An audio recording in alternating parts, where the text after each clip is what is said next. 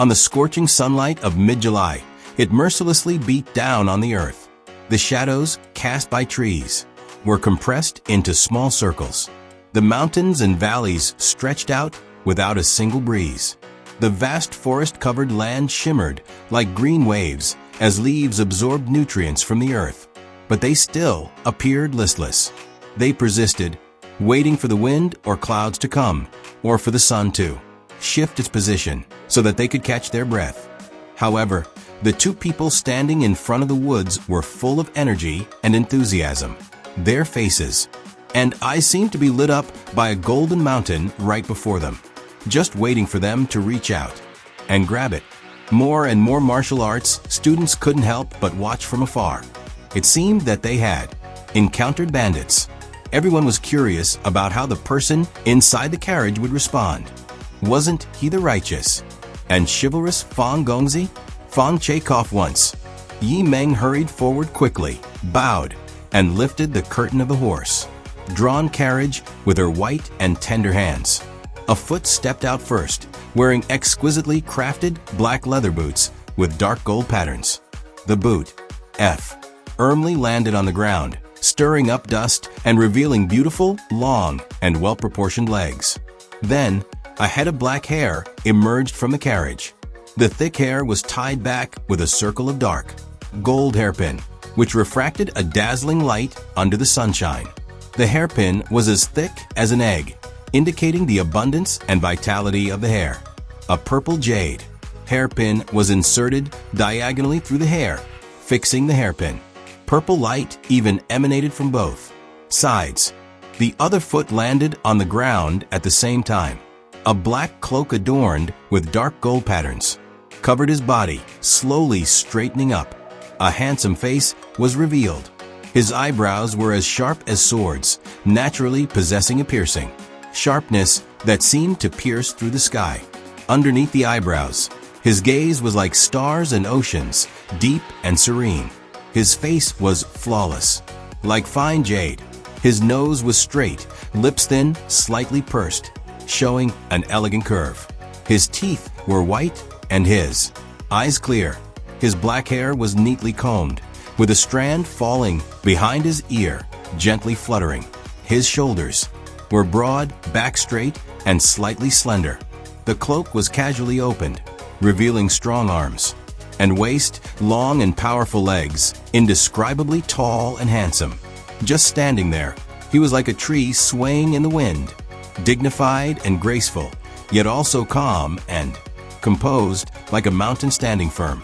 With one step, Fang Che moved forward 3 steps, elegant and composed, as if walking on clouds.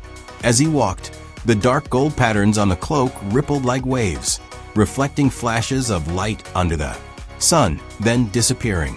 Countless different places shone with light. Just this appearance alone made everyone's eyes seem to light up, unable to resist a cheer in their hearts. What a magnificent presence! It must truly live up to the 10 words, Maxia Renryu, Gongsis Hong Wushuang. The man on the road is, like jade, unmatched among gentlemen. Even Yi Meng, upon seeing him, couldn't help but feel a bit dazed. For a moment, she felt that being scolded by such a person didn't seem so bad, especially since what he said was correct. The two opposite were stunned by his divine presence and couldn't speak for a moment. Fang Che calmly asked, "Are you looking for me? I wonder what advice you have." The tall, bald man on the opposite side started sweating slightly, finally regaining his senses. Upon seeing Fang Che's appearance, he suddenly felt a surge of anger when comparing himself to him. He burst out angrily, "Do you know who I am, Fang Che?" Fang Che reached out his hand, and Yi Meng obediently handed him a snow-white handkerchief. He elegantly wiped his hand and nonchalantly asked, "Who are you?" "I'm Su Yu's maternal uncle." The ugly-faced man revealed a sinister and greedy expression. "I heard that Lord Fang manages my nephew's assets. After receiving the news, I rushed here as fast as possible and finally caught up with you before you left." "Oh." Fang Che smiled, revealing his white teeth. "It's true that Su Brothers' assets are in my hands. However, If you want them, you need Su Brothers' handwritten note or proof from the town guard hall that you are Su family bloodline. If any cat or dog can take money for me, how could I face Su Brother? Fang Che laughed, his eyes cold. Don't talk about being an uncle. Come and get it based on your abilities. Just rely on. The bald man had barely finished speaking when a flash of light appeared before his eyes. Fang Che took a big step forward, and the light suddenly flashed. Clang! The sound of a sword leaving its scabbard rang out. Yet no one could see where the sword was. The light had already reached the throat of the bald man. His eyes suddenly filled with fear. Fang Che had already retreated after putting away his sword. The cloak moved without wind, reflecting the light.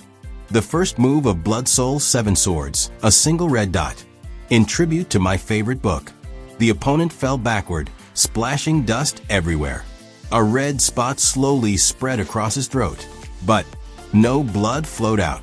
At the same time the sword tip touched the throat, it shattered the Adam's apple, severed the trachea, and a sword chi reversed upward, dispersing the brain spirit, while another sword chi descended, piercing through the 5 organs and 6 viscera, shattering the Dan Tian. This was the consequence of that single sword strike just now. Spirit and soul destroyed. In other words, when Fang Che sheathed his sword and retreated, the 2 sword chi were still wreaking havoc inside the enemy's body. Complete silence. Everyone watching from near or far was shocked. Fang Che stood under the shade of a tree, smiling faintly, tilting his head and squinting at the scorching sunlight in the sky. In his eyes, it was like countless sword lights descending from heaven. Then his gaze swept around the faces of the onlookers and said, "A farce. I don't know which expert set up such a clumsy plot. People are all poor. We live in this world, in this martial realm, wanting to make money and rise above others. I understand. So today's incident I will not hold against anyone. But there is one thing I want to say to the person behind this." Fang Che calmly said, "Some money requires risking your life to obtain. Or rather, you need to have the ability to get it." This statement was heavily implied. Now, there were 7 or 8 people watching nearby, some of whom were martial artists from Bibo City, and a few were not. Everyone's eyes showed some shock. They were amazed at Fang Che's ruthlessness and decisiveness. He killed without hesitation, giving no room for mercy. They were also amazed at the sharpness of his cultivation and swordsmanship. What kind of sword technique was that? Several people looked at each other, but none spoke. They all remained expressionless. At least on the surface, no one could tell who was the mastermind behind those 2 idiots. In fact, I clearly know that these 2 fools jumping out so recklessly must have someone behind them. And these people must be among you. I have no interest in investigating. Fang Che calmly said, "Someone willing to do such things for such little money doesn't deserve my attention. And it's someone who dared not move in Bibo City." Humph. Fang Che flicked his sleeve, baring his teeth in a smile. "Just a bunch of rats." A young man in white smiled and said, "Brother Fang is absolutely right. Such people I also look down upon." He smiled sincerely, handing, "I am Kang Zijian.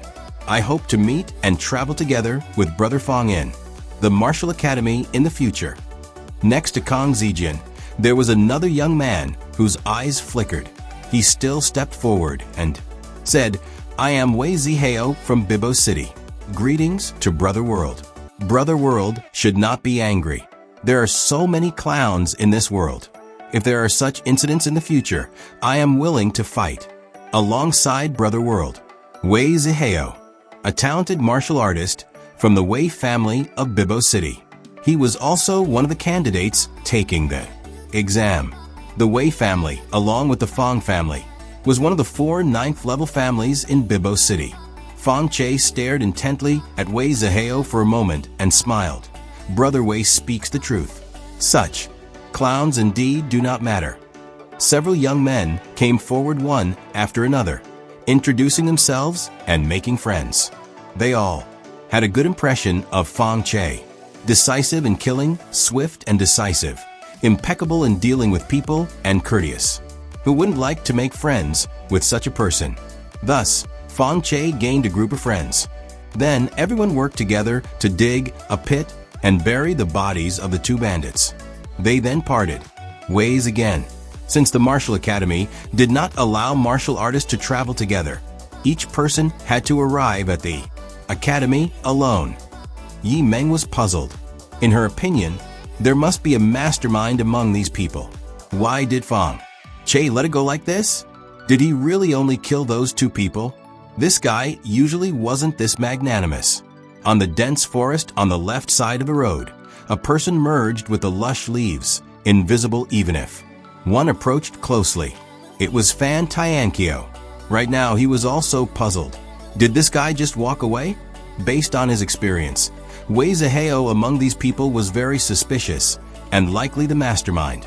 And the two people who acted, although instantly killed, should not have low cultivation. Even if they weren't martial masters, they should be high-ranking warriors. Such cultivation, in Fan Tiankio's view, was like ants, but enough to deal with Fang Che. The mastermind must have thought so. But unexpectedly, they were easily killed by Fang Che. Why didn't he send higher-level experts? Was it just to test strength? Why did Fang Che let it go like this? Fan Tiankio kept calculating in his mind. And on the right side of the road, there was also a person hiding far away on a big tree, watching here. It was Qian Sanjiang. Right now, Qian Sanjiang was also frowning, completely puzzled. It was really refreshing to kill people just now. Why did he stop after saying a few insignificant words? Clearly, there was something wrong with Wei Zihao. Why didn't he continue to pursue it? What's the use of just killing these two people? The mastermind is still there, isn't it going to cause endless trouble later? Moreover, exposing his own cultivation allows others to send more people with numbers, which is unwise. Is it because of youthful lack of consideration, or is there another reason?